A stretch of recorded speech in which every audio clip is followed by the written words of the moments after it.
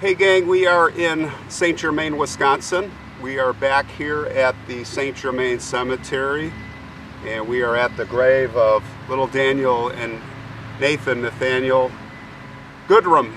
I did an episode on this about a week ago. If you haven't seen it, I'll put the link in below and also up here, and you want to check out the basic story. I've got a lot of updates, some things to talk about, to consider. I received an email from Randy's second wife, Lynette. Just after that episode aired, she had a lot to share with me, interestingly. Now, of course, Lynette, after all of this happened, sometime later, met up with Randy. They got married. They had a son together, have a son together. Of course, as you know from last time, Randy died about a year ago. He is not buried here. I did look for his grave, and now I found out the background of why he is not buried here.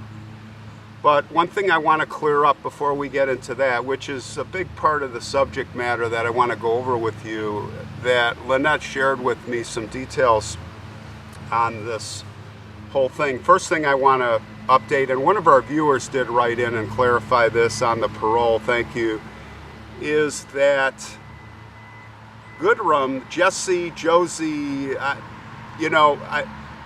first name, it's like, so, I don't know, it's such a horrible thing. Get her name wrong, I don't even care.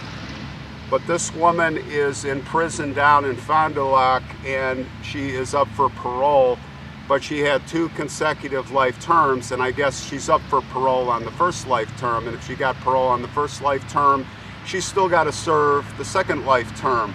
But it doesn't mean life, because the second life term, I think, is 13 or 15 years. She'd be up for parole again. So there's a chance she can eventually get out. It just, none of it makes sense to me. We talked about it. Life doesn't mean life. We're just kidding. That's how it used to be. Anyway, getting on with what we're after here, the other thing that Lynette shared with me, among other things, is that the children the state of their bodies when they were found were commingled, so entwined so badly. That's kind of a diplomatic way to say that they were basically mashed potatoes together. The coroner could not pick their bodies apart. Couldn't tell, unless you were to do DNA, they were that. She took the hammer and smashed them. So without getting into any more graphic details, they are buried here together in a tiny white casket together. And the reason that matters here is because let me just go back. Lynette shared with me that she has tried to get Randy buried here, and she's gone to a lot of effort, even with attorneys. And the town board, the commissioners, whatever, the people in charge here will not do it. And the new cemetery sexton, a woman, will not do it. The old sexton, by the way, said, we would have taken care of this immediately. But they cited regulations that only 2 bodies, I think it was, I'll read it to you. There's the regulation that they were citing under Section D. Number of burials per grave.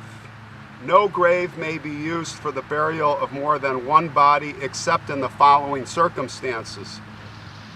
Up to 3 remains from cremation shall be allowed in 1 full-size grave with 1 headstone, or up to 3 flat markers to be placed in line with the other stones.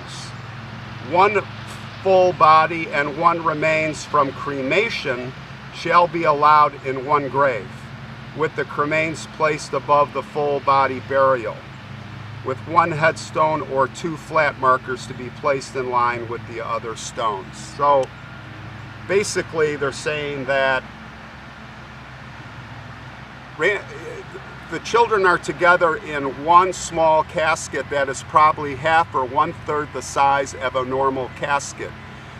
The reason for this regulation is so you don't have people stacking too many bodies or interfering with the tight spacing that they have at cemeteries. Now, I talked to Greg Hoover, who is our friend at one of the largest and historic cemeteries in Chicago, at Glen Oak Ridge, and he shared with me, confirming that everything I'm going to tell you is correct.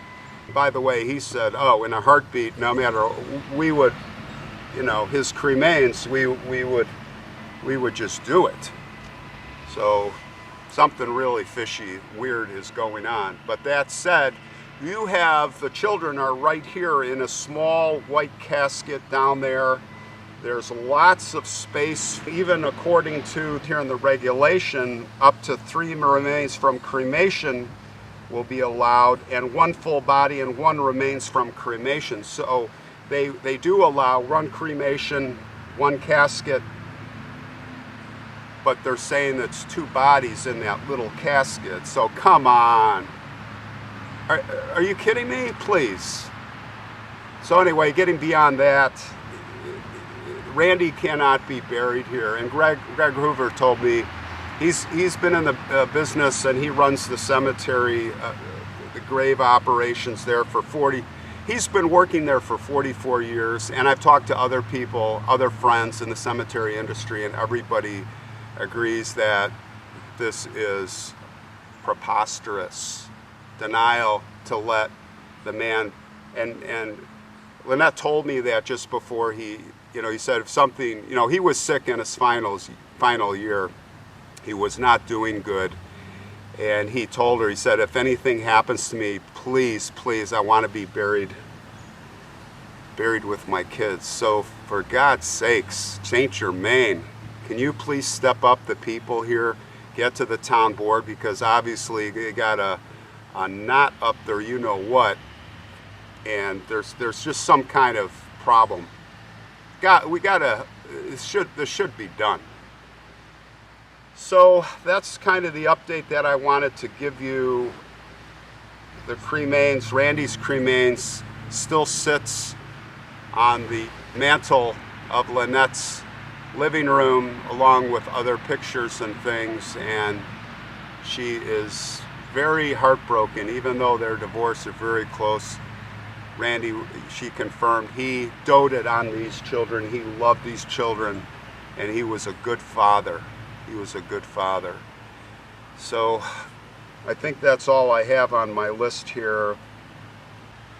God bless their souls, and I hope eventually Randy his ashes can be put here. I don't see why not. All right, thanks everybody for tuning in, and that's the update here from St. Germain, Wisconsin.